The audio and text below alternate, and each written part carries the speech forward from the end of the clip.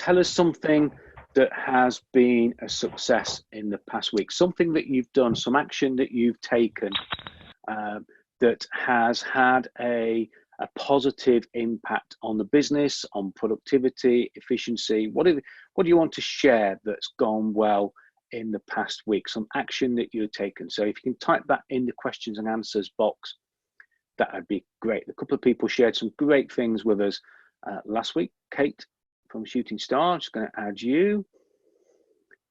Type it into the questions and answers box, and we'll just look at a few of those before we make a start, whilst the final few people are joining in.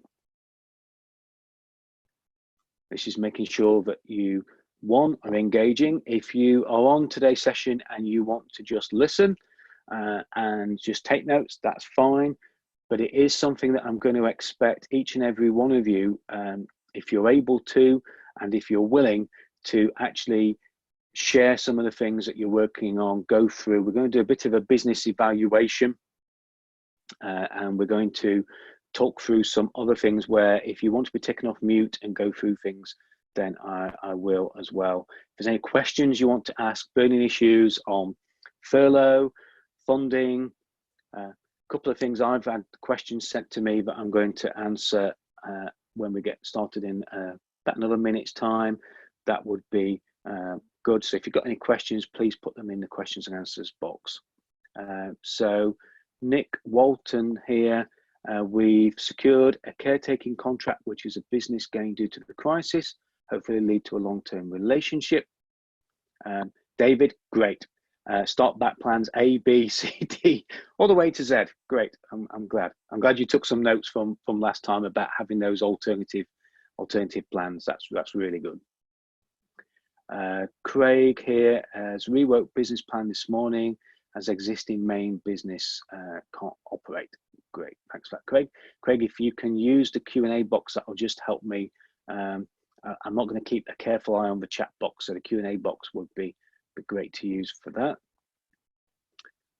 Fantastic. So some good choices there of what people have done, some new work that's being secured as well. Just going to add Glenn from Alan Signs. Now I'm mentioning people by name as we go through here, and one of the things I spoke with Charlotte about the other day was the fact that you are all on here, but very often we don't know what each other does. So we're going to have a little bit of time at the end to do some very brief introductions. And I want you to think about this before we get started. What I want to know is something about you as a person, just one thing.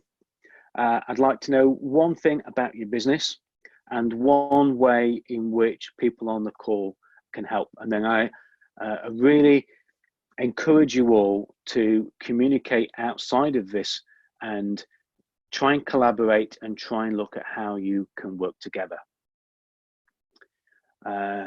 Neil's given us an update here. An arts client who's cancelled all their events and projects has now developed an arts project with the same providers. So new exciting art project in development.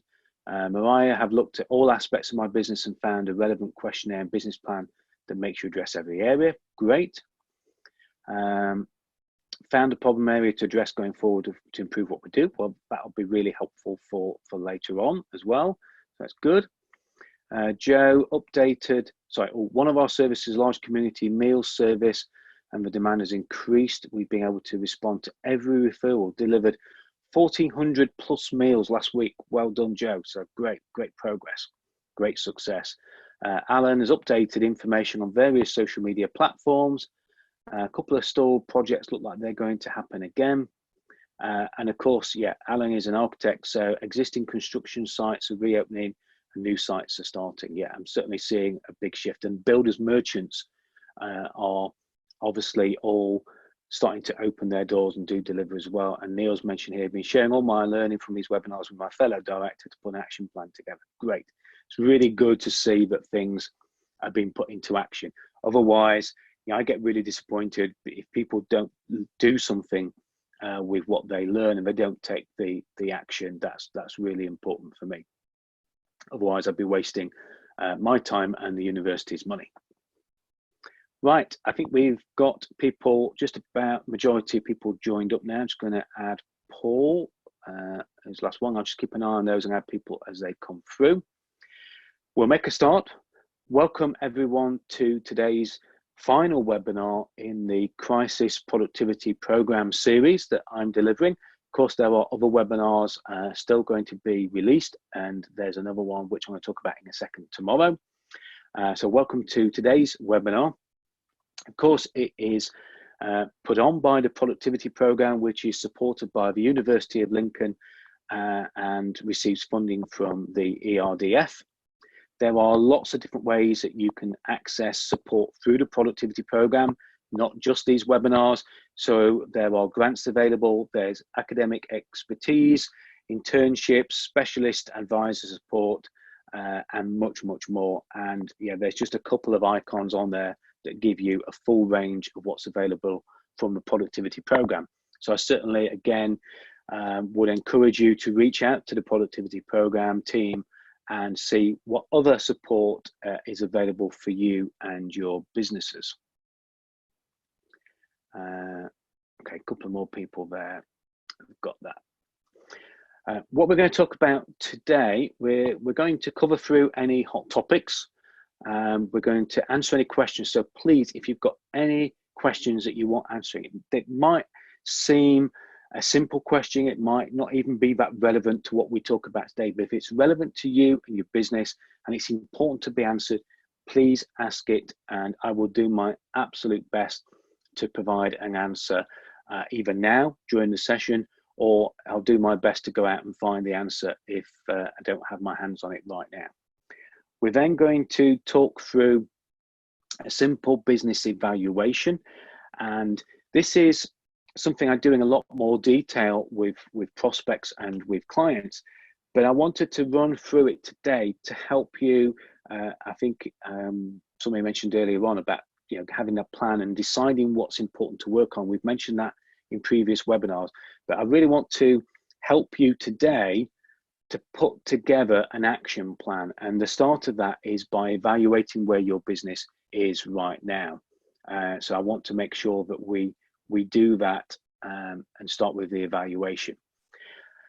During the last few weeks, in working with many businesses and delivering this webinar, I've seen quite a few things that are common to businesses that are shifting from surviving towards an actual thriving. So I'm going to share the top 10 things that I've taken away from businesses and that I've seen businesses implement to head towards that, I suppose, that behavior of thriving. And then we'll make sure that each of you has a simple 3-step action plan. This is where I'm going to want each of you to write down 3 things that you can do following today's webinar and that you can move forward with in the future. Okay. Don't want 10 steps, don't want 20 steps. I want you to have 3 key steps that you can take. Okay. And do it in a way that if you explain the plan to a child, they'd understand. There's a book by Patrick, I'm trying to think what his name is now, but it's called The Powers of Influence. And he talks about the fact that sell to the child. When you communicate something, and we've talked a lot about communications and we'll mention it again, it's important that the information that you give is easily understood, but also able to be transferred to other people. Neil mentioned that he's going through the things that he's learned in these webinars with his fellow director. And I hope that's because I've delivered it in a way which is easily transferable. And the 3-step plan should likewise be easily understood and easily transferable to other people. Might not be an easy plan, but it's got to be easily communicated, easily understood, and easily transferable. And then we're going to do the introductions at the end. So we'll probably, looking at the number of people on here, we're probably going to have to give probably about 15-20 minutes at the end.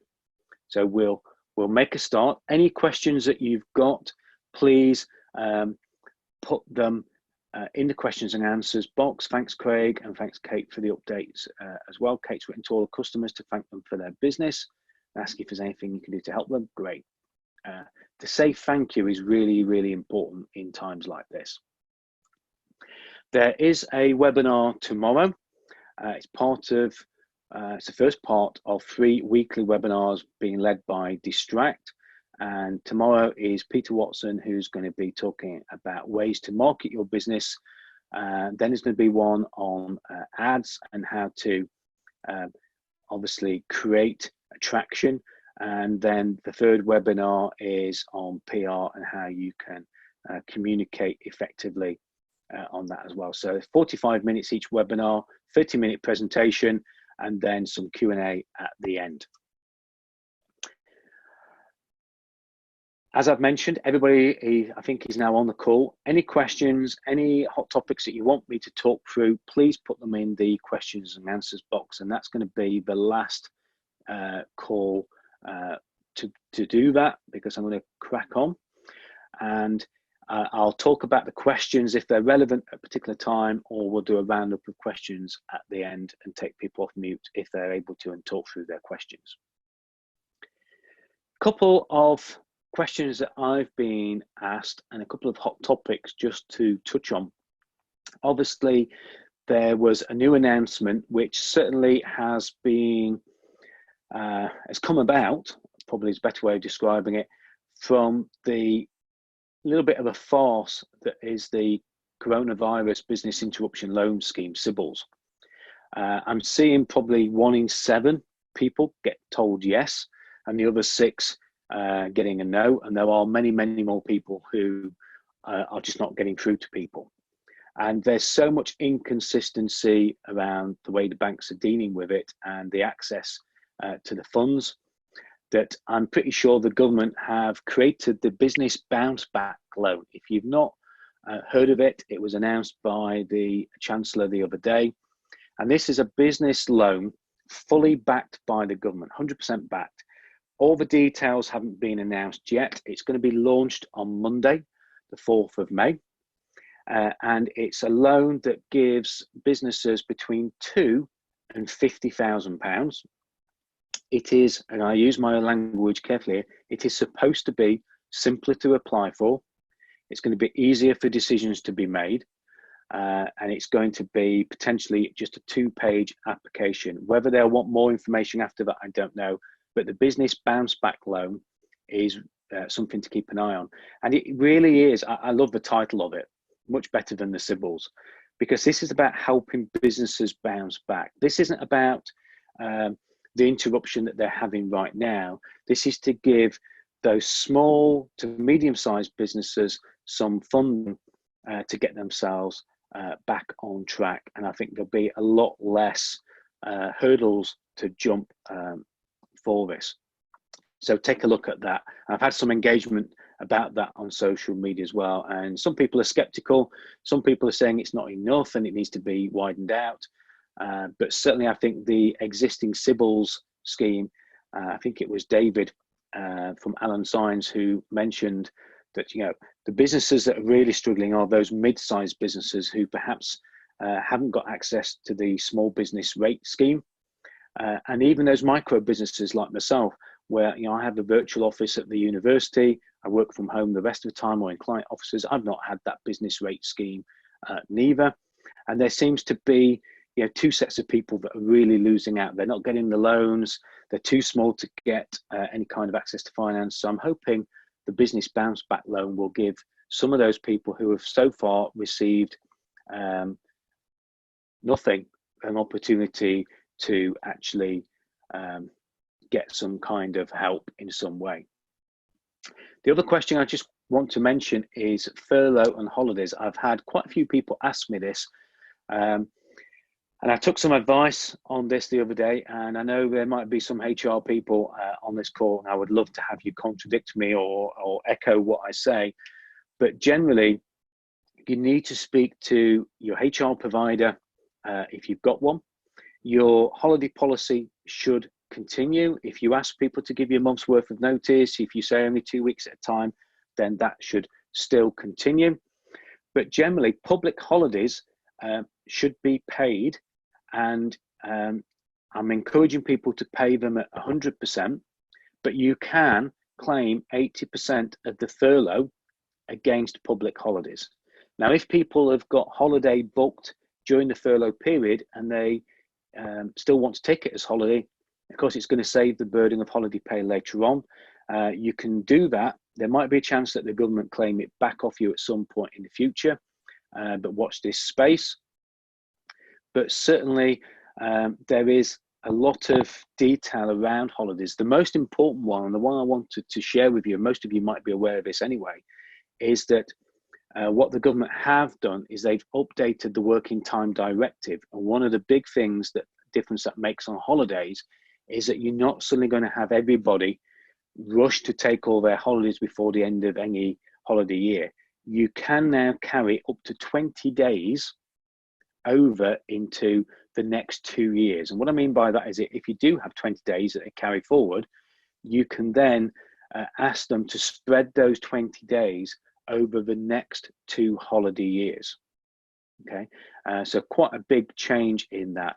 And if you think about it, those people who are still working, I've got businesses that have furloughed some of their staff and not furloughed the others. Yeah, they're still accruing holiday pay while they're on furlough because they're still at work. They're still available to work. They're still available to do training. They're still available to have catch-up calls, and they're still available to return to work and be taken off the furlough. As soon as you put people on to holiday, they're not available. So on public holidays, bank holidays, they weren't available to work, therefore you can class it as holidays. But those people who are at work, they're working hard, they're getting 100% of their wages, they're still getting their holiday entitlement. But yeah, we don't want to disadvantage those people who are working against those people who aren't working. And there seems to be a lot of animosity coming up from that. Can I employ, Craig's asked question is, can I employ a furloughed employee from another business without risking their furlough status? That's a question I talked a little bit about last time. It depends who is their primary employer. You can, as far as I'm aware, employ somebody, but what you want to check is it will affect their furlough status if you employ them for an equal amount or substantial amount or more than their other employer. So if you're paying them 40 hours a week and they're furloughed on 40 hours a week with somebody else, then it's definitely going to affect that furlough status. If you're paying them 8 hours a week and their other job is 40 hours a week, then that shouldn't affect it. But best to check, and it's best to have a look at that. And as Jackie said there, if their contract allows for it, so if there is an exclusivity, if their contract says that they must not go and work for somebody else, it might not affect their furlough status, but what it will do is breach their contract. And I'm sure Jackie from TIC HR will echo this. HR policies, HR legislation, HR procedures still carry on as normal. You know, we can't bypass them. If you've got a policy, if you've got a contract, if other people have contracts, then you've still got to follow those policies. You've still got to look at those contracts, as with the annual holiday leave. Okay, it doesn't interrupt the furlough period, and yeah, they've got to be paid 100%. If you put people on holiday, you can't pay them 80% and claim 80%.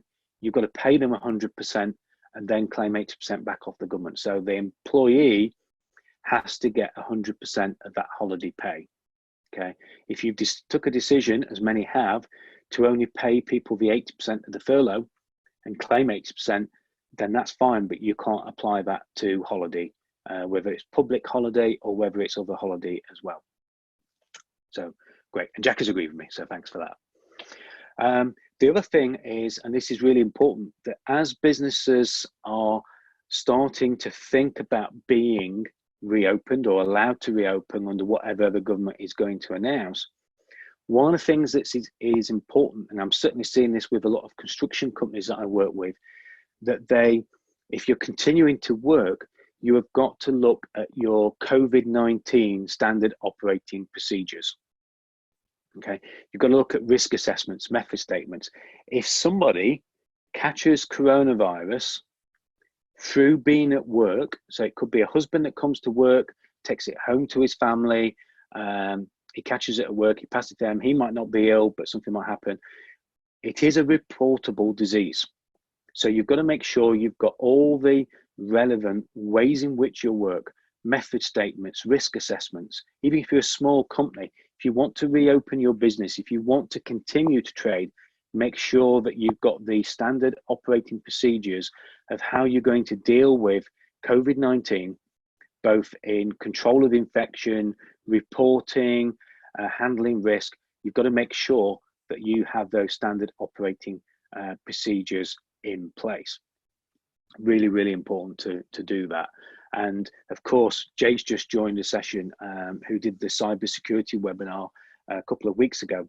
It's also about making sure that you have those other procedures that will be affected perhaps by remote working.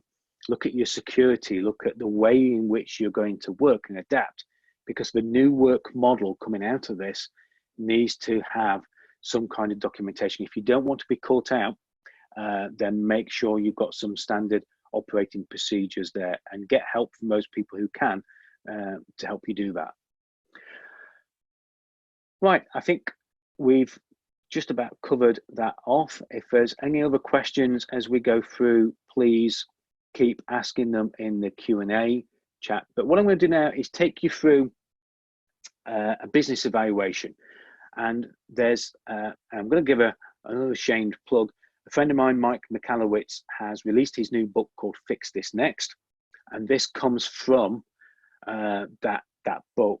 And I've talked about this business hierarchy of needs before. And I want you to think about the 5 steps. And a lot of the businesses on this call will be in many different places. Some of the larger businesses might still be thinking about impact and legacy. Some of the smaller businesses might be very focused on sales and profits, and vice versa. Okay, so we have the base level of sales, the creation of cash. Okay, we've got profit, the creation of stability. Profit creates stability. Order creates efficiency, getting more done with less. And obviously this is the productivity program. So order is really important to be productive. But to be productive, to be efficient, you've got to make sure that you've fixed everything, you've worked on everything in profit and sales first. Okay. Then we've got impact, transformation. How are you transforming your business? How are you transforming the way that you interact with your clients, the impact you have on them? And of course, legacy is about permanence. It's about what will happen perhaps after you leave the business, what will happen when key people leave the business, or you know, the business market changes. So it's legacy. First 3 are about what the business gets, the top 2 about what the business gives. And Kate mentioned about sending a letter out saying thank you for the business. That's certainly giving something back out to people. You know, it's having an impact. It's working on that legacy. So we'll all be working on some of these at any one time. But what I want to try and do by this evaluation is get you to think about the critical things that you need to fix right now. Okay. And I've got an evaluation sheet that's up on the screen there. For those of you who are on iPads, phones, I'm really sorry about this. If you want a copy of this, please let me know and I will email it across. Just to be clear, there is only one set of answers, yes or no. If you don't know, if you think you know, then the answer is no. Okay, because what that means is if you're doing a business evaluation and you don't know, or you think you know, then generally what that means is you don't have enough data to make a very clear decision of yes. So yes is a clear decision. Anything else is a no. Okay, so I'm going to talk through this and we're going to work through this. So please work through this as we're going through. Write down the titles as I'm giving you, and just answer yes or no. Put a Y or an N, okay, against each title that I'm going to give you. So we're going to start with that base level of sales. Okay. The first one is quite an interesting title, Lifestyle Congruence. And what I mean by that is, do you know what your company's sales performance, not your profit performance, but what sales need to come into the business to provide you and your team, perhaps if you're an employee, with your personal comfort. And it's not about luxury, it's not about being a millionaire. What is it that you need to be comfortable? What is it so that you need to feel okay? And do you know what your company sales performance is? So is it a yes or a no to lifestyle congruence? Do you know what your business needs to do to give you personal comfort? The next one, and that's a difficult one to get your head around. So I apologize for starting with that one first, but really important to get that and understand what it is your business needs to create. The next one then is prospect attraction.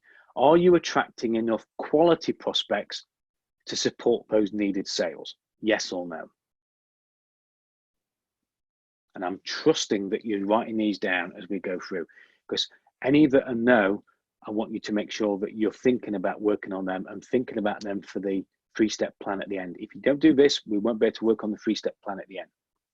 Client conversion is the next one. Number 3, do you convert enough of the right prospects to turn them into clients for those sales?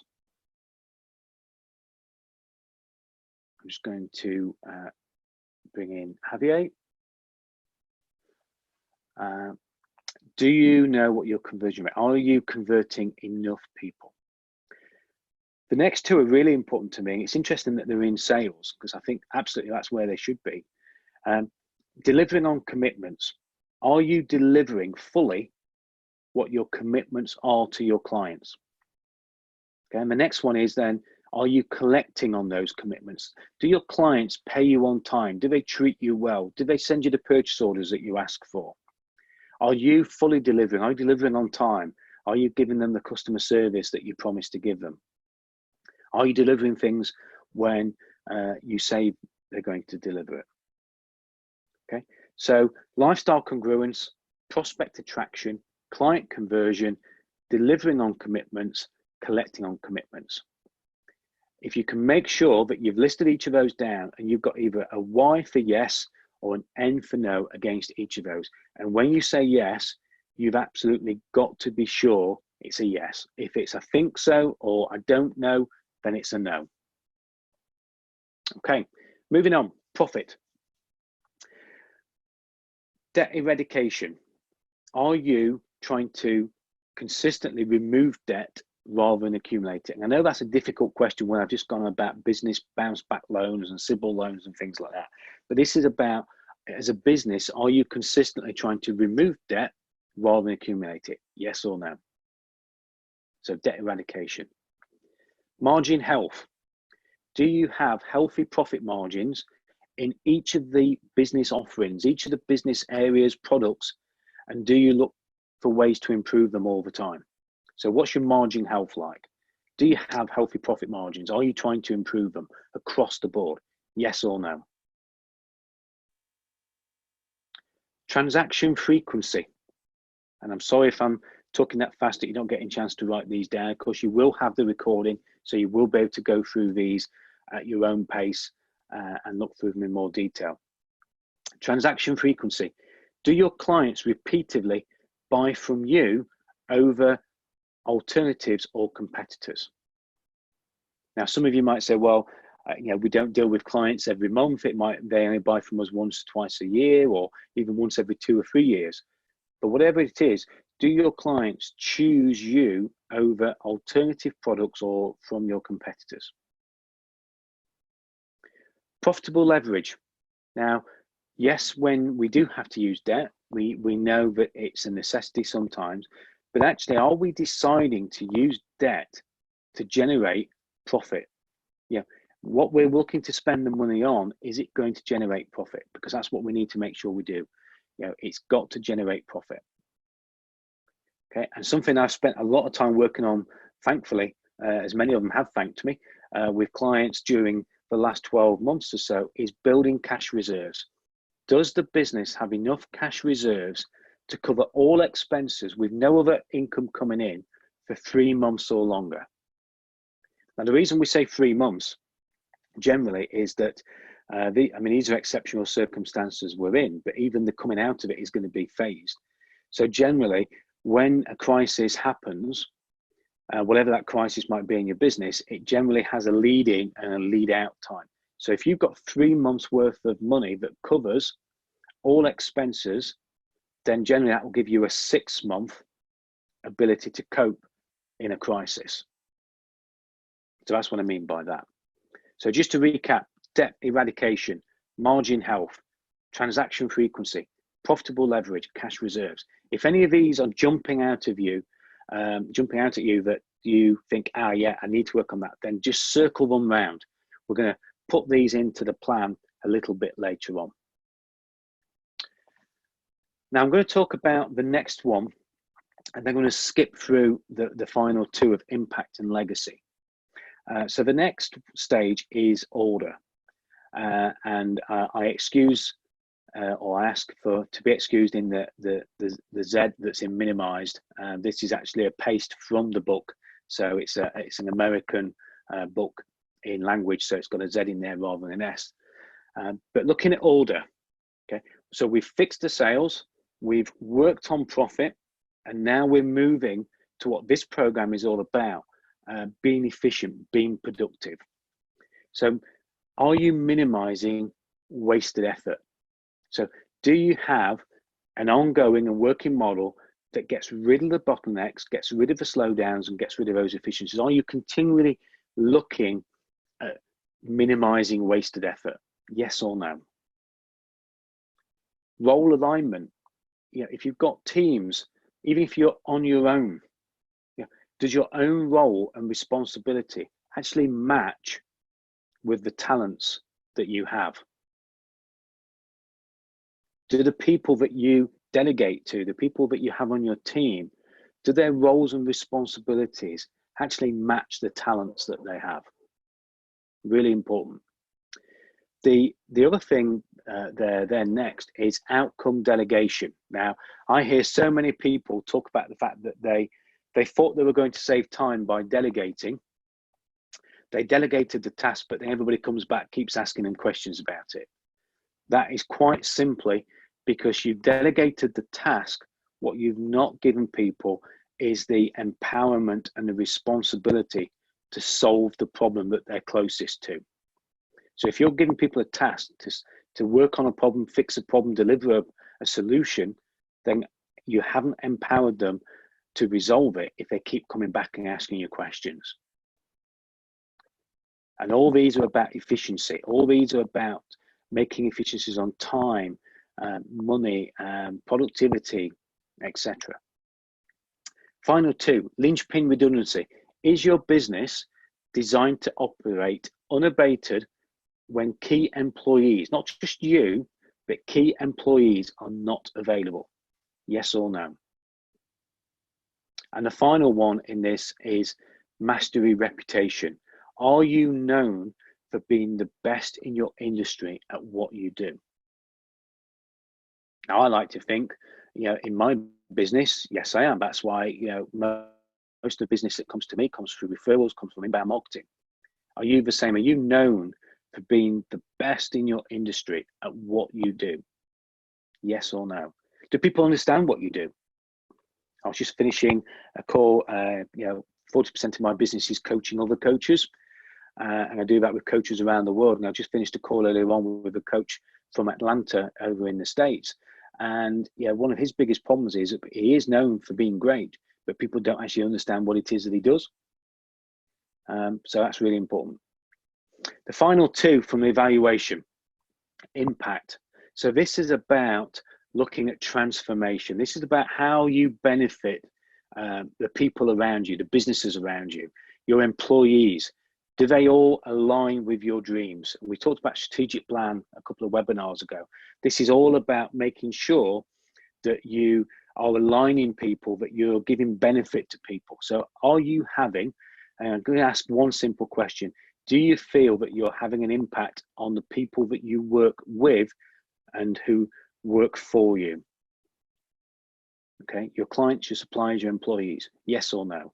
And then the final question is legacy. Do you have a way in which the business can intentionally continue beyond the plan? You know, are people continually promoting your business and saying how great you are, so that it's not just about the people in the business, it's about the legacy, it's about the rest of the business as its own. Okay, so we've got those steps of sales, profit, and order. They're the ones that I really want you to focus on. Is it a yes or is it a no? So what I want you to do now is just take a moment whilst I grab a sip of something to keep my voice going, and circle the ones, the areas of the business. You know, is it things in sales? Is it areas of profit and debt? Is it margins? Is it cash reserves? Just circle the ones that need fixing. Okay. And then what I want you to do is I want you to give me your top 3. So I want you in the questions and answers box to type in, those of you able to, I know a couple are on phone, so you're not able to do that. So write it down. What are your top 3 that you think are going to have the biggest gain and the biggest benefit for you to fix in your business right now? And do that now. If you can type them into the questions and answers box, that would be great. So just have a look through your list. Look what we just talked through. Think about those areas: sales, profit, order. Out of those 3 levels, what are the 3 most important things that you need to work on right now in your business?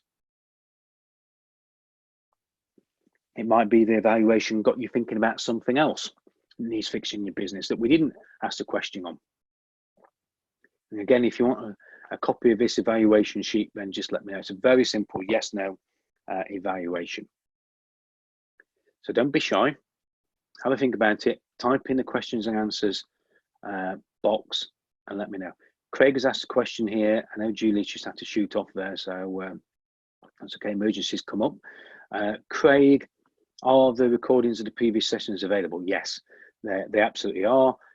They are all recorded, and I don't know what the university do with them. I don't know if they edit them, but I know they're all on YouTube and you can access them. If you email Lottie, she'll sort you out access to those, and you can work through them at your own pace. Craig, so cash reserves, role alignment, dream alignment. Okay, great. So that's interesting. Neil, collecting on commitments, minimizing waste effort. Great. Linchpin redundancy. I would certainly am glad to see that in a session where we're talking about productivity, that these are some of the things that are coming out rather than those base levels of sales. So client conversion, Paul, increasing customers in target markets to build cash reserves. Yeah, absolutely. Jackie, prospect attraction and cash reserves. Alan, role alignment, outcome delegation. Yes, we need to talk about that in our next coaching session, and most of the impact section. Yeah, great. David, prospect attraction, delivery on commitments. Great. Mariah, client conversion, delivering, minimizing waste efforts. Joe, I need to focus on all areas of profit, including increasing margins and building cash reserves. Right. So what I want you to think of now,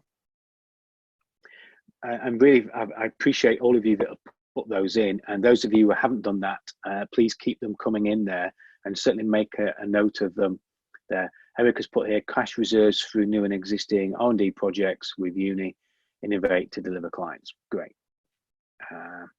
David Norton, prospects, cash reserves, margin. Fantastic. What I want you to do now is think about, and then we're going to move on to the next section. Think about the one of those that if you were to work on it right now would have the biggest immediate gain in your business. Because in times like this, we can work on the vital thing, but thinking about the business hierarchy of needs, we really want to work on those things that are in the lower section. So if you've given me 3 and they come from profit, order, impact, then the profit ones are where you start first. Fix those base levels first. So it should be a base level, and if you've got several things in that base level, it should be the one thing that would have the biggest gain, the biggest benefit, the biggest impact to your business quickly and right now. Okay, so put those in there. So if you're doing things like conversion, prospects, things in sales, those sales items should be the ones to fix first. I'm flicking through the slides here just to make sure you know which ones they are. If collecting on commitments, I think, Neil, you said that in yours, that's the one you should work on now. If it's in that bottom, if there's only one in that bottom place, then that's the one you should work on. So it should either be the lowest level in the business hierarchy of needs, the base level, or it should be, if there's multiple ones in that level, it should be the thing that will give you the biggest gain right now. And double circle it, highlight it, stars at the side of it, however you want to do. Because that is, if you do only one thing from today's webinar, from the series, it's about working on that. So Niels, yeah, collecting on client commitments. Great. Really, really passionate about bringing it down to that vital thing that you need to work on. Good. So lots of things talked about there, lots of things given, and those of you who are watching the recording, I hope you've stopped the recording and worked through the evaluation. And those of you who've just done that, if you want to go through the evaluation at your own pace, then obviously you can do that in more detail. So moving on to the top 10 things being done to thrive. I'm going to go through these pretty quickly. Make notes if there's something that you feel that you need to work on. And again, this is about developing that 3-step plan. We've got the thing to fix next. And these are some of the things that might need polishing. These are some of the things that might need improvement. These are some of the things that aren't going to have a massive impact, but actually you just need to get on top of. So top 10 things that have been done to thrive. Number 1, and these aren't really in a numerical order, but number 1 certainly is top of the list, communicate. The companies that I'm seeing that are struggling the most, big companies, small companies, it's their lack of communications. It's their problems of communicating. They're not communicating with their team. They're not communicating with their suppliers. They're not communicating with their clients. They need to communicate with everyone. So people who are doing well are doing that exceptionally well. The other thing that's come up in conversations with people over the last couple of weeks is about, we're all working on Zoom. We can see people. We're using Microsoft Teams. We're using Skype. Obviously, other platforms are available. But what we're doing is we're starting to feel that this is perhaps normal. But what we need to do is we need to make any communications personable. I put there muffins. I take part in a network meeting every Thursday morning, which is done online now. And one of the things we do is we always talk about the cake that we're eating during the network meeting. When we do it face-to-face at the football club, they always give us muffins and bacon cobs, and my favorite is a muffin. So it's about making them personable. Can you talk about the type of coffee that you're drinking? Can you talk about, share something that's happened in the past week that I got all you to do earlier on at the beginning of this session? What's happened today? Okay, so make it personable. Number 3, we've talked about this in prior recordings. Really make sure that you're polishing that business identity and getting your message right. A lot of you have talked about conversions, attracting prospects. So, have you got your business identity? Have you got your values? Have you got your purpose? Have you got your message absolutely on point? Those that are thriving have, and they're tweaking it, they're adapting it, they're making it work for them. Number 4, the businesses that are thriving at the moment are really managing their cash flow. They're looking at their finances weekly, if not daily. Okay, you can't monitor, you can't control what you can't measure, and finance is one of the easiest things to measure. So make sure you're managing your cash flow and your finances weekly. Work and review your plans. A couple of you said the success that you started working on your plans, you started putting things together, those milestones or those longer term goals. So work your plans, review your plans, and do that weekly. Are you still on track? Okay. Be positive in actions, words, and thoughts. Look at your language. Make sure you're not being negative. I used to have a contracts manager. Every day when you asked him how he was, he used to say, not bad. As soon as I got him to change that and to say pretty good, then his whole aspect changed. The way that people communicated with him changed as well. So be positive. It's really hard. I know that it's difficult, but those that are thriving are being positive in their actions, words, and their mindset as well, what they're thinking. A lot of us are struggling with mindset at the moment. Use the time that you've got to develop business products, business services. Now is the time to ring fence some slots in your calendar, in your diary, and develop those business products. What can you do differently? What can you do better? What can you do more of? Okay. Work on your efficiencies and your productivities. How can you make things leaner? How can you deliver more quickly? I've got a client that I work with in Newark who manufactures kitchen units, and he's been in the workshop while the staff have been furloughed, and he says now that he's got his kitchen manufacturing times down from 6 to 8 weeks now to 4 weeks. So it's a real significant thing. It's going to be a game changer for him. Number 9, businesses that are thriving are looking at what other people are doing. They're learning from what other people are doing. They're reading books. They're watching podcasts. They're joining webinars just like this. But then they're modeling on what successful people are doing, and they're modeling their own business on some of those key items as well. So model and learn.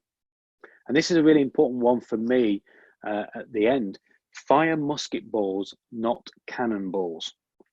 So this is about using your key performance indicators, and what the successful businesses are doing and the thriving businesses are doing is they don't go all out, all guns blazing, trying to hit a target when actually they don't know quite where the target is. They don't know what environment is out there that might affect their aim, their distance, their impact. And Jim Collins, in his book Great by Choice, talks about the way that the English battled on the seas against the Spanish and against the French. And one of the things that was setting them apart and giving them the victories was the fact that whilst everybody else was firing cannons at them from a distance, what they did is they fired musket balls. And the reason they fired the musket balls was to gauge the distance and the wind direction, okay? And they looked at all the factors, and they made sure when they launched their cannonballs at full pelt that they were within range. They got the target right. They got the external environmental things that affected them right. And they hit the targets the majority of the time. And that's what helped them sink all these armadas and all these great ships that were out there. So use your key performance indicators. Make sure that the musket balls in your business that you're firing are hitting the target. Measure, test, review, but don't measure and test by cannonballs. Give little tests first. Fire those musket balls before the cannonballs. So that's my list of the top 10 things that I'm seeing that other businesses and perhaps you're doing yourselves that are helping you not just survive but thrive through this as well. And it's really important that we look at some of these and think, how can we learn? What can we do better? What can we focus on to help us thrive too? So hopefully you've taken some notes from that as well. Really, really important. So again, I'm going to open it up to the group that are here. Are there any things that you would like to share and add to things that you're doing that you feel are really helping your business at the moment? If you write something in the Q&A box, or just tell me yes in the Q&A box, then what I'll do is I'll take you off of mute and you can share some of this with the other people that are called. So is there anything that you're doing that perhaps is either on that list and you're doing well, or is there something in addition to that list that you can perhaps share with us? Okay, so Craig, are you okay to take yourself off of mute and just give us a bit of an update? This is Craig Miles on... Hi, can you hear me? I can hear you fine, yes. Where's my picture gone? Yeah, all right, it's just audio only, is it? I'm afraid it is, yeah, purely... Sorry, so what's your question? Yeah, you've put there, a business had two main income streams, selling radio communications, and you were, do you want to expand on that a little bit more? Or ask? Yeah, well, originally, until 4 years ago, I was a lecturer, but for various reasons, mainly because I was having to live the other end of the country, I packed it in and set the business up, it was going to actually manufacture IoT equipment and use single market to sell into Europe, making a better system than they had over there. And yeah, I put out mothball because 3 weeks after I launched the business, Brexit vote went through. And yeah, the two-way radio thing was a sideline I've been running for about 10 years. Yeah, so that's what basically has been just ticking the business over till I've got a bit more clarification. But I'm thinking, is it too radical a step if I go back to teaching and lecturing through the business? It's not really known for that, but there is definitely some niches in training, vocational training, that I can see, which is what I've been thinking of doing. Yeah, I think there's a couple of ways to sort of help you answer that. We talked last week very much about having a plan B, C, D, etc. And I think you have got to look for all eventualities and have different futures that might occur depending on what happens right now. So, you know, having it is certainly a good thing. And what you can do is, as I've just mentioned there with the musket balls, not cannonballs, test it, try it, see if there's a market for it. Don't just completely pivot and then go into that and expect, you know, either to work or to fail. That would be a bad decision. You know, just test it. Think about those musket balls that you can fire that might just test the market, see what appetite there is, see what people have paid for it, and then decide, yes, I want it to be part of what I'm doing. The other thing we talked about in the business identity, and it's item number 3 on this, is, you know, and my background is construction. I've always been in construction, but I've had businesses such as a garden centre. I was the UK's first importer of Canadian hot tubs. I had a security business. I still do NVQ assessments, aviation. I learned to fly a helicopter, bought one and ran it as an aviation business. So lots of different things that I pivoted into. But what I did is I always made sure that whatever I did, it fitted with that same identity, the values in which I do things and the reason and the purpose for which I do things. And, you know, if you're going to fire those musket balls and test the model, just got a drink of wine, thank you. What you need to do is make sure that you're not compromising on those values and the purpose. Does it help you get to that destination? Does it help you achieve that purpose for you and for the business? And hold it up against that plan. So they would be the 2 things I would say that you should do, really. Yeah, it's whole purpose thing. Yeah, I've been doing a lot of reflection recently and thinking, why did because I graduated in 97, and literally I've written dissertation on the internet and understood how it worked, but I didn't immediately go into, I knew how people were making money from it, but my passion was sort of vocational education. I did a PGC, blah, blah, blah. Eventually I did teach it, and I just like helping people. I like that sort of thing. I'm doing this thing I don't really want to do, if I'm honest with you, at the moment, and which is a terrible mission, but yeah. Yeah. I mean, my purpose is to enable every single person that I meet and speak with to become more successful because of that encounter. And that's been, whether it was having an apprentice every year in the construction business, retraining everybody that worked in my business from one profession into another if they wanted it.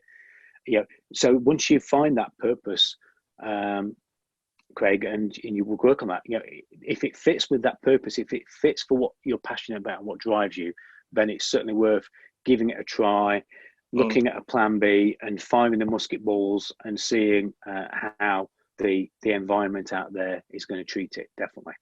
So thanks for sharing that. I appreciate that. Thank you. And I think you'll find the other past recordings useful on that as well. Great. Thanks for that. Neil's put a comment on there. If it's okay, Neil, I'll come back to that because I just want to cover off here the final section, which is having a plan. What I want you all to do, you know, you've got your strategic plans, okay? You've got milestone plans, but this is slightly different. This is about starting and taking action right now. So what I always like to do when I do any kind of webinars or webinar series is to make sure that when you leave this series today, when you leave this webinar, what I want you to do is take some actions that you can do within the next, let's say, 2 to 3 weeks. Okay, it's as short as plan as that. So this is an action plan. This is what you're going to plan to be done. Now, in my past life, I've had some great coaches myself. I've always had a coach. I've got 2 now at the moment. I've always had a coach, and I had some great coaches from a franchise that's out there called Action. And one of the good things I liked about them and the process that they had was that they built up this action plan, this 90-day plan of what to keep actions. But because of the crisis that we're in, what I want you to do is bring that down to a 3-step plan. Okay, what can you do within the next 2 to 3 weeks that is going to make a difference in your business? Now, we've talked about some of the evaluation questions. We've talked about some of the things that businesses are doing to thrive. So what I want you to do is I want you to just take a moment, think about where the business is going to be in 2 or 3 weeks' time. Think about what are important actions, what's going to help you get closer to that strategic plan that we worked on some sessions ago. What needs fixing now? Look at your notes, and I want you to bring out a 3-step plan. And for each of the things on there, what I want you then to do is I want you to write down some ways. Just put my other earphone in. What I want you to do is write down some narrative for each of them, that if you had to speak to a child and explain what the item on the plan meant, would you clearly and easily be able to communicate it? Is it a plan that if you sat down with a member of your family and they said, so what did you learn in today's webinar? Oh, well, we had a 3-step plan. Oh, what's that then? If you told them, would they understand it? Would they be able to go out and tell their friends on some kind of online meeting? Because obviously they probably aren't going out. I have to be careful what I say now, don't I?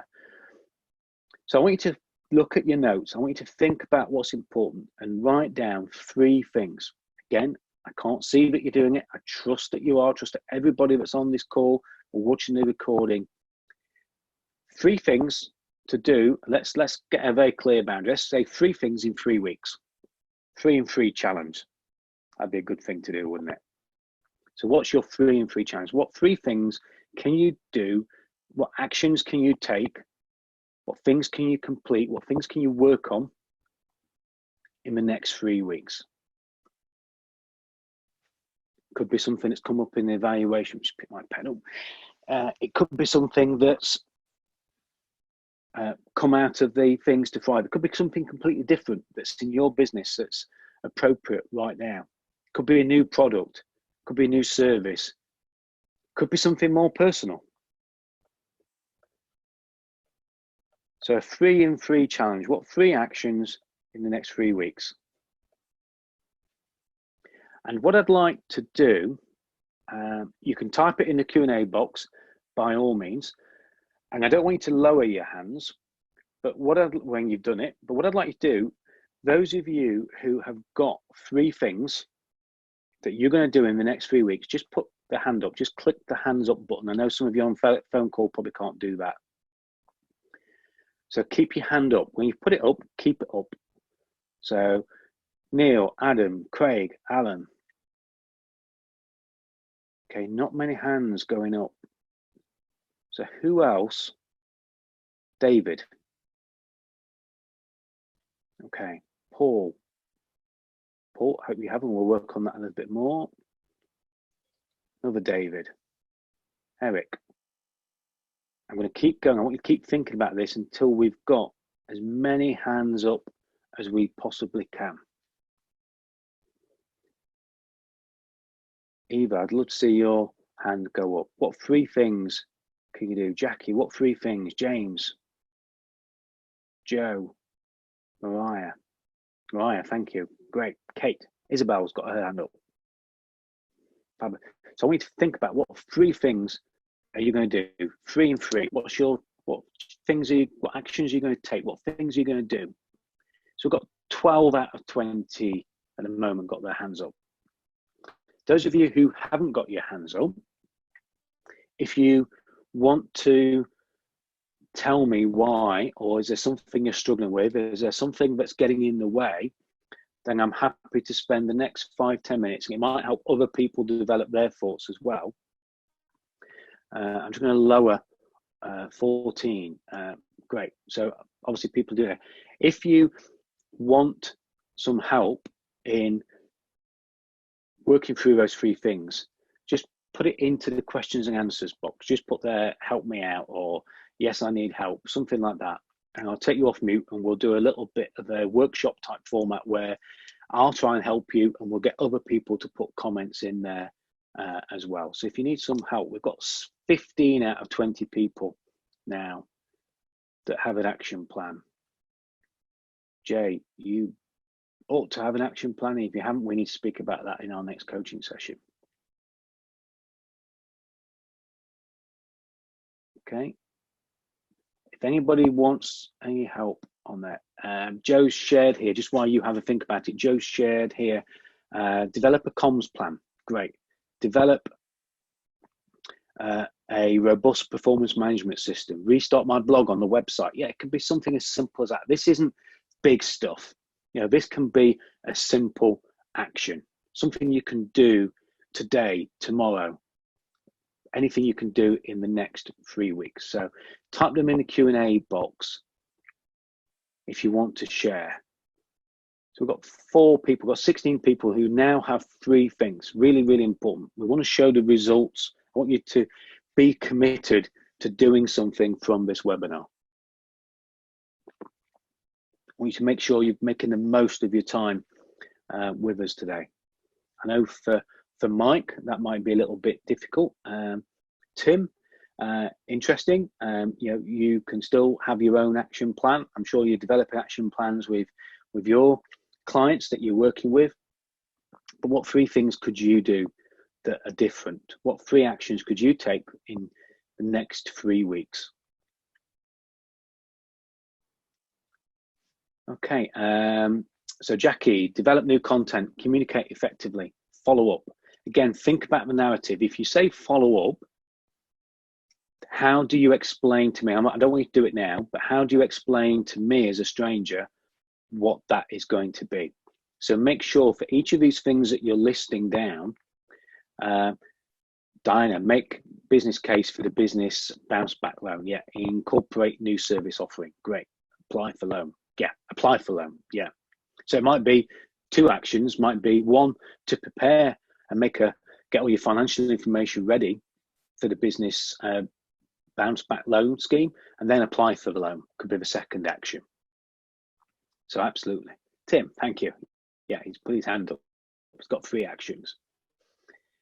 Great. Push out new service. So I want you to think about the narrative. I want you to think about what it is that needs to be said to make this action that you're setting real. I want you to add emotion to it. I want you to clearly define it and clearly show that anybody could understand what it is, so that you can touch it, see it, feel it.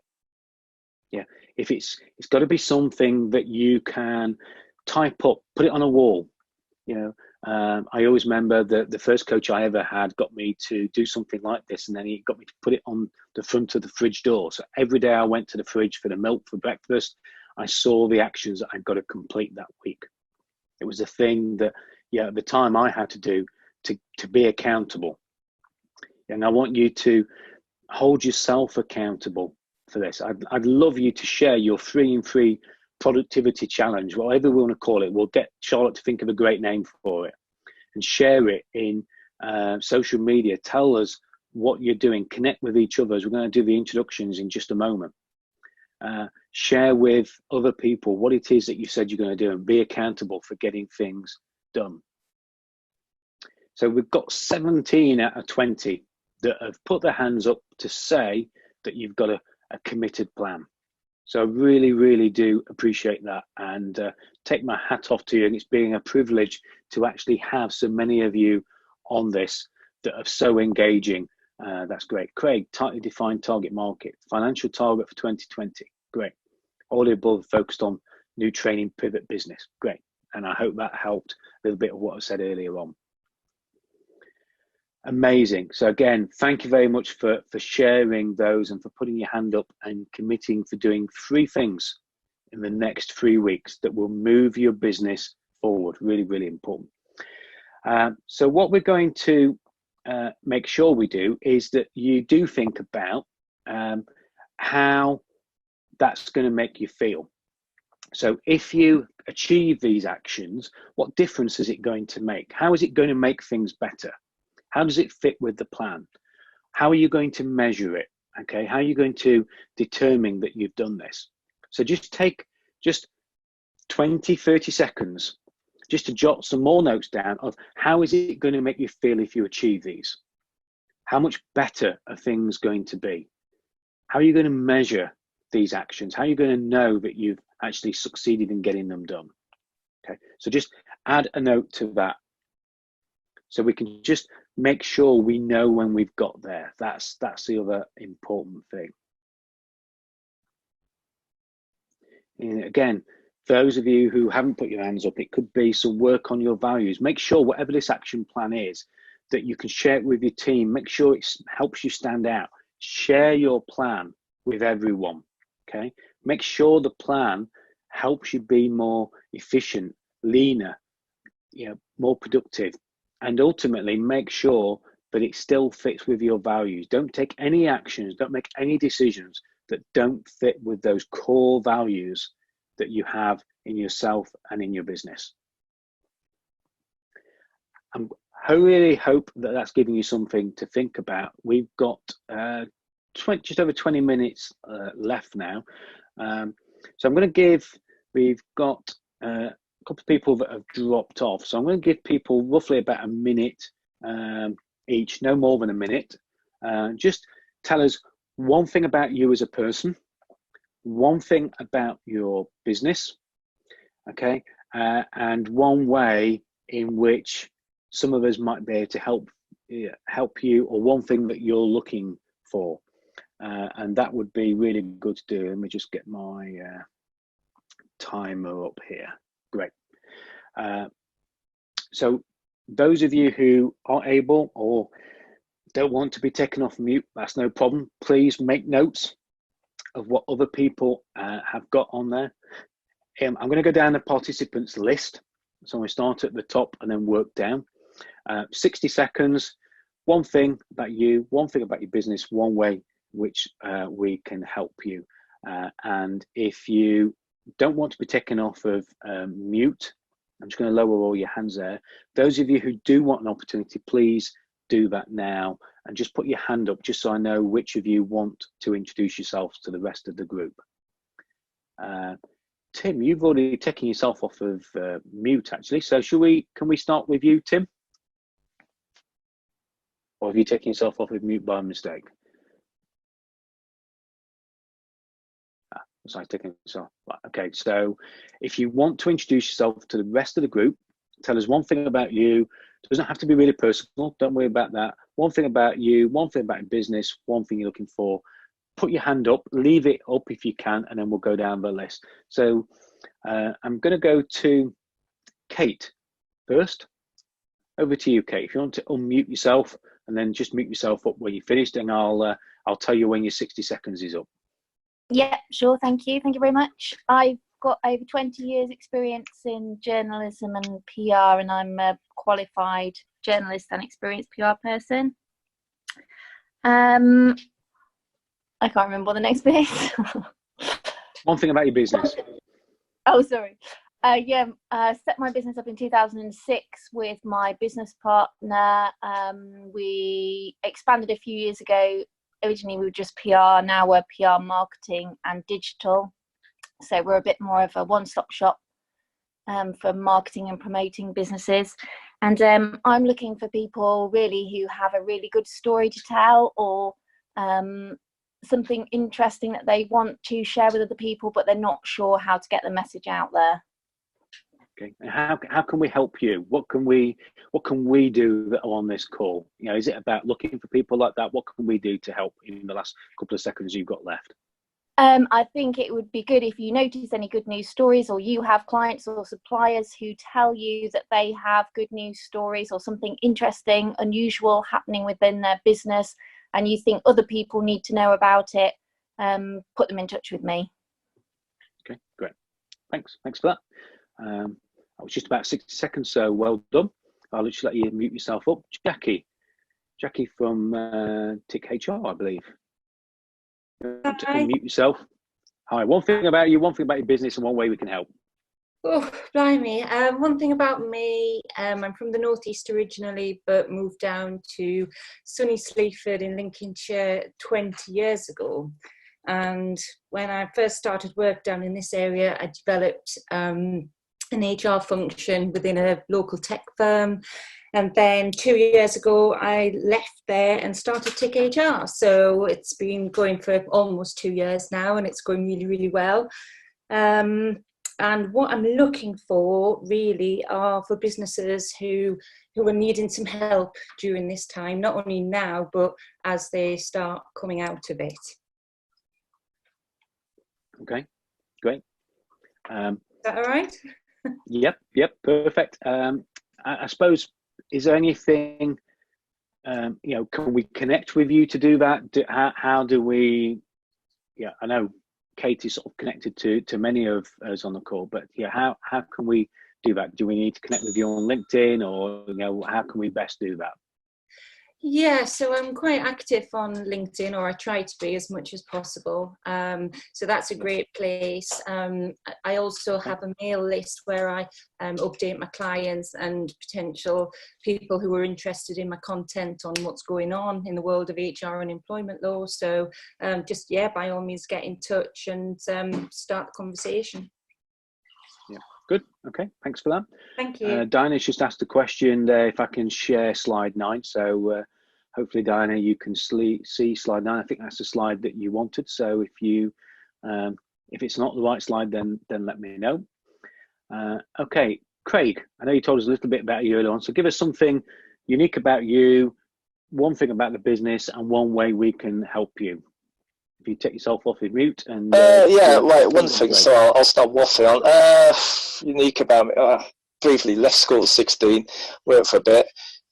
Did a degree in telecoms and marketing. Did a PGC, and over the last 20 years, I've taught, including at a marine training school, and also worked for the international satellite communications company on NATO projects. The business at the moment is a wireless communications company, business to business communication systems. That is it in a nutshell. As I said, what I originally planned to do didn't really come off. So I'm looking now, thinking, well, can I combine my training experience with technology? Basically, there's a shortage, I know, certainly in electrical engineering, because they used to cancel courses when because they couldn't get the staff, and I did some of that as well. Yeah, I think I'm doing the wrong thing at the moment. How can you help me? We need to help you, man. You've got 5 seconds left. I need a clear vision and how to get into the training industry as a private company. Okay. So if anybody's got any tips of how to get Craig, as a private company, because I've worked for other people, but I feel it's a bit weird charging for training. It's just mindset I'm used to. So it's a further education college last. Yeah. Yep. I'll turn myself off now. Great. Okay. Thanks, Craig, for that. And part of my background is one of my businesses still does MVQ assessments and training.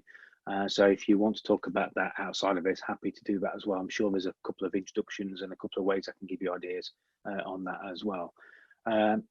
Alan, over to you.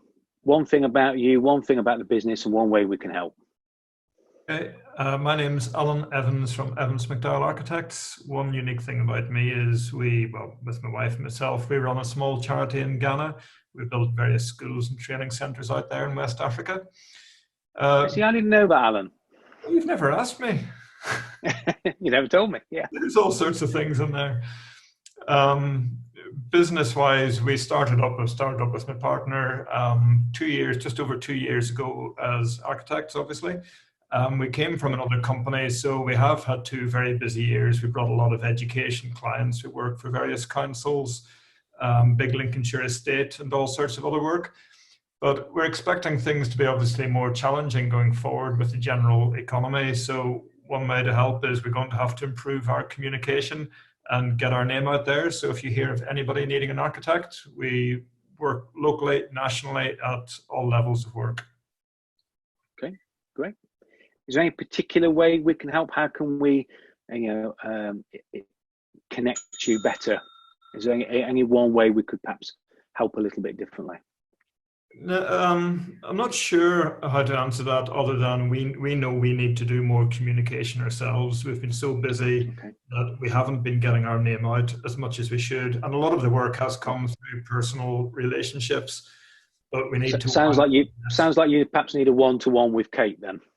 Possibly, yes. Yeah. So widening. Yeah, that'd be good. Yeah, and I'm sure Kate would love to give you some tips and some idea of how you can do that more effectively. If there's anybody that can help you do that, I'm sure she can give you some guidance on that. So thanks, Alan, for that. Okay, who we got next? Neil. One thing about you, one thing about the business, and one way we can help you. Hey, hi, I'm Neil Baker from Electric Egg. I'm an animator, filmmaker, and what a lot of people probably don't know is I also am a part of and owner of a microbrewery up in Northumberland, which I set up with some friends a few years ago and do all their marketing and illustration and what have you. Our company is highly likely probably the most diverse production company in Lincolnshire, in that we do photography, video and animation, and all to a really, really high standard, and work with clients internationally across 3 continents, as well as in little old Lincolnshire. Yep. How people can help me is by supporting your local microbrewery and drinking beer at home rather than in pubs, because microbreweries have lost 70% of their business with pubs being shut and likely to be shut till probably Christmas. So yeah, if you're going to buy beer, try buy it direct from your local microbrewery, because most are doing local breweries and things like that. That's a request for help that I really like. Buy more beer from microbreweries. Yeah, it's interesting. I should have gone skiing a few weeks ago, and I go with a group of dads. I'm not a dad, unfortunately, but they all are, and they're from a local village.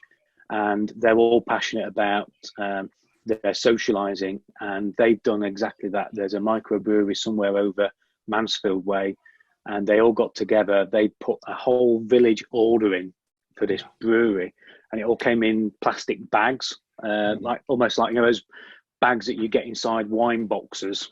And they had their picking list, and they chose it, and they spent about £1,200 as a group of dads on beer from this microbrewery. So yeah. I like that, Neil. Drink more. My brewery is called Cheviot Brewery, by the way, if anyone knows, but Cheviot Brewery, based very much on the Scottish borders. Right, lovely, great. Thanks for that, and thanks for sharing that. And I'll come back to the point you've raised there about one of your colleagues as well. And Kate says she can vouch for Electric Egg as well.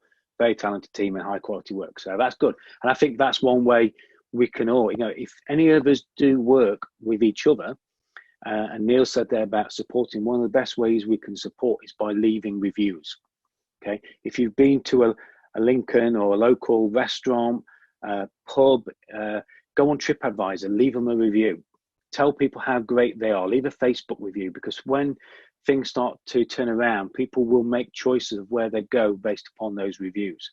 So leave those reviews. That would be really good. And if you've got a microbrewery and you have their beer, leave them a great review. That would be it, of course, if they're good. That is. Okay, Eric, if you want to take yourself off with mute and tell us something about you, your business, and how we can best help. Yes, good afternoon, everybody. I've got over 25 years in healthcare, in the healthcare industry, predominantly in pharmaceuticals, but I also work in nutraceuticals and cosmetic industry, helping local companies as well as national and international ones.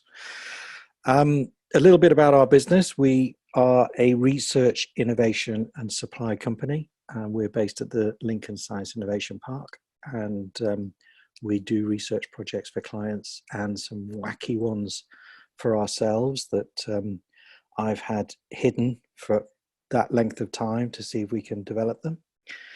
And one of them we've developed is totally revolutionary. We've got the global patent for, and it's called MyNutra, M-I-N-U-T-R-A. And my-nutra.com is on the website. And I pray and I hope that all you guys make a shed load of money when we come out of this, because we're looking for funding. We have some funding, but we're just a bit short to take it to the next level. We've got partner companies ready to develop it. And it's personalized nutrition to help with immunization and your health and well-being. And yeah, if you want to have a look at the website, that'd be fantastic. And if you've got spare cash you want to invest over and above what the bank rate gives, there's there hopefully will be a good return. Great, thanks, Eric. I'll just let you mute yourself up there. Paul, if you want to do the same, give us one thing about you, one thing about the business, and one way we can help. I've just added Kevin to the meeting. Sorry, Kevin, if I didn't see you on there earlier on. But again, Kevin, if you want to tell us a little bit about you, please put your hand up if you've only just joined us. But over to you, Paul. Hey there. Yep. So I've been in IT initially, previous to moving into refrigeration. Started off doing IT work, but we've moved into doing purely refrigeration, and we've become experts at handling domestic and commercial refrigeration. And I don't know if everyone else has got a strap line, but we have a strap line which I think encompasses what we do, which is hassle-free recycling the correct way. So we make it nice and easy, and we do it correctly.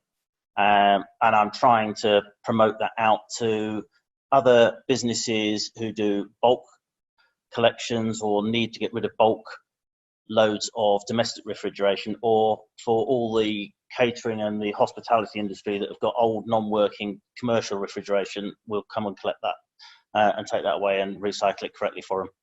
Okay. So how can we help you? You've got 3 seconds left. How can we help you? Just basically trying to find a few more companies locally that have a need of our service, so that we can provide the good service that we get the reviews for off our website, where you can get a quote straight from the website. Just try and find some more work, really. Okay, great. All right. Well, again, if there's any particular type of business that we might know, Craig's put here, do you refurbish the commercial fridges? Is a question from Craig. Yes, we do. We do where we can. We do refurbish them and resell them. So that is one aspect of the business. But yeah, it's the housing clearances, the councils, and we've done some work with local housing associations where we go in on a monthly basis and clear out their fridges. Yeah.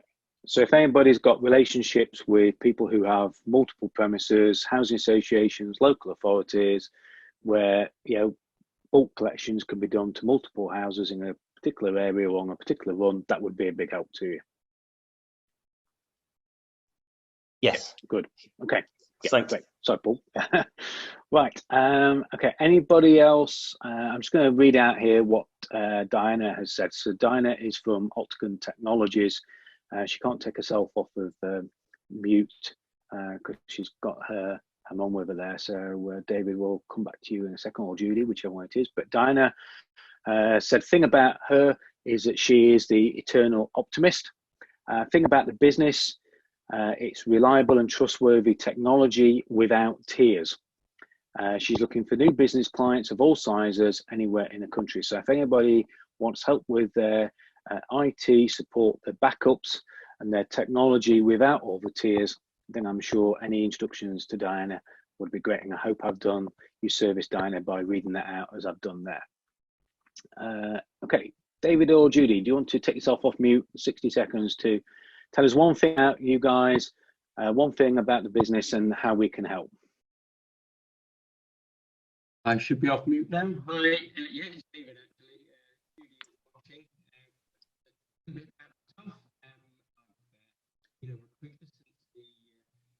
David, can I just stop you? I don't know if everybody else can hear, but I'm just struggling to hear. I don't know if the microphone's a little bit out or if you're slightly off speaking into it. Is that better? That's much better, yes. I think when you're talking and we just lost it all. Carry on. No, I was having a good old chat. Sorry. It's obviously David here. You were plugged Hi, into our TV, so obviously you're trying to talk into the TV, which doesn't have a microphone. Doesn't work. Anyway, from Route to Recruit, we're a fixed price recruitment company based across in Louth. It's actually our 5th birthday this year from working in the way that we do. So September is a time that hopefully we'll be out of all this and looking to celebrate in some really good ways. Personally, I've been in recruitment since the late 80s, so quite long in the tooth as far as that's concerned. As far as what people could help with, some collaborations would be great. Just opening up conversations, seeing where we might be able to mutually help each other. I think that would be really good at this time, whilst it is obviously a bit quieter, where we can look to work together moving forward when things have settled down a lot. Okay, great.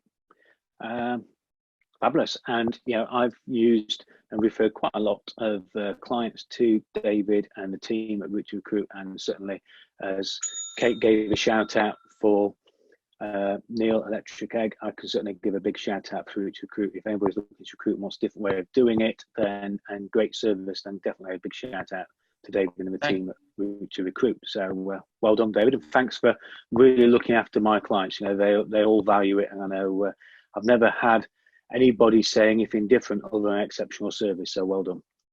That's very kind, Simon, and thank you very much for delivering this webinar over the last few weeks. It's been really interesting and informative. Thank you. No problem. Okay, we've got about 3 minutes left. So if anybody, one final person, wants to put their hand up and tell us a little bit about themselves, just put the hand up on there. You can. I'll come to you. What I will do while we see if anybody wants to do it, I will do the same for myself, if that's all right. So I'll just get the clock here. So as many of you know, my name's Simon, and I'm from Sterling Coaching. The one thing that's perhaps people should know about me is that I wind our village clock, which is a manually wound clock. It's up in the church tower in our local village.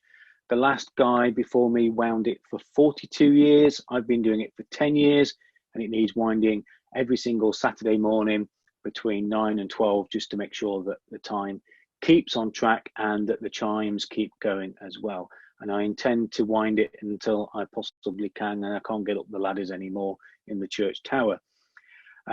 Obviously, I do all kinds of coaching and business advice and mentoring, and run webinars just like this. I do a lot of work, and very, very thankful for the work that I do with Lincoln University.